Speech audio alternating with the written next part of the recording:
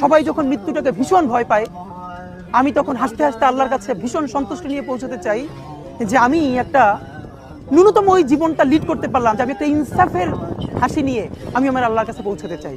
হায়াত মৌতের মালিক আল্লাহ, ন্যূনতম সিকিউরিটি নিয়ে চলাও হলো সুন্নাহ। কিন্তু আমাদের লড়াইটা হলো, আমার মা স্বাভাবিকভাবেই কান্নাকাটি করেন, আমার পরিবার সবাই। তো আমি আমার মাকে বলেছি যে দেখো, মানে আমরা যে লড়াই নেমেছি, আমার একটা মনে হয় কি কোনো রাজনীতিবিদের না বাসার মৃত্যুটা হইতে পারে না, এটা কোনো ভালো মৃত্যু না।